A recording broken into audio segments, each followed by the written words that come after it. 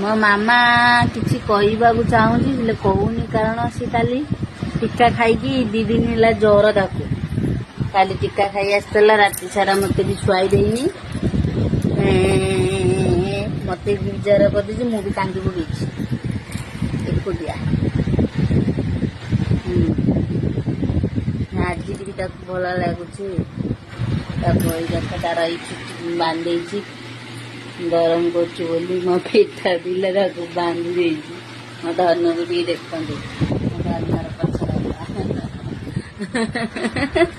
ମାମା ତମେ କଣ କହୁନ? ହସିଦେଲ ଟିକେ, ମୋ ମାମା ଟିକେ ହସିଦେଲ, ହସିଦେଲ। ହଁ ଅଛ ଅଛ ଅଛ ଅଛ ଅଛ ଅଛ ମୋ ମାମା ଆଜି ତାକୁ ଟିକେ ଭଲ ଲାଗୁଛି ତ ସେଥିପାଇଁ କିଛି କହିପାରିବିନି। କାଲିକି ସିଓର ହସିଦେବେ ନା, କାଲିକି ପୁରା ଫାଇନ୍ ହେଇଯିବେ। ଆଉ କଣ କହିବ? କହିବନି କିଛି? ଧନ କିଛି କହିବନି।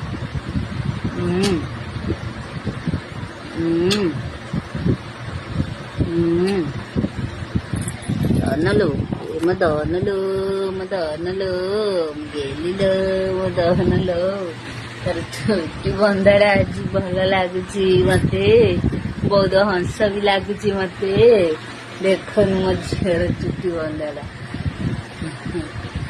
ଆଉ ତାର ଏଥର ଏମିତି ସବୁଦିନ ହିଁ ବାନ୍ଧି ଦେବି ତାର।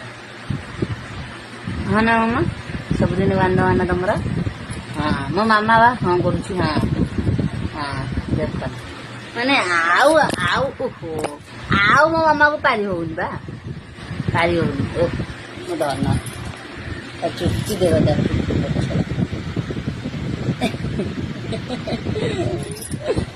ମୋ ଧନର ଏଇ କାନି ବେଶୀ ଚୁଟି ଯେହେତୁ ହେଇଯାଇଛି ତାର, ସେଥିପାଇଁ ଏମିତି ବାନ୍ଧୁଛି। ହଁ ତ ଏବେ ଟିକେ ଟିକେ ହେଇ ଆସିଲାଣି ମୋ ଝିଅ। ହଁ ହଉ ହଉ ଲୋ ମୋ ଧନ, ମୁଁ ଧନ କହୁଛି ମତେ ବି ଫୋନ ଭିଡିଓ କରୁଛୁ ଦେଖା ବୋଲି ସେ କହୁଛି ସେମିତି ନା।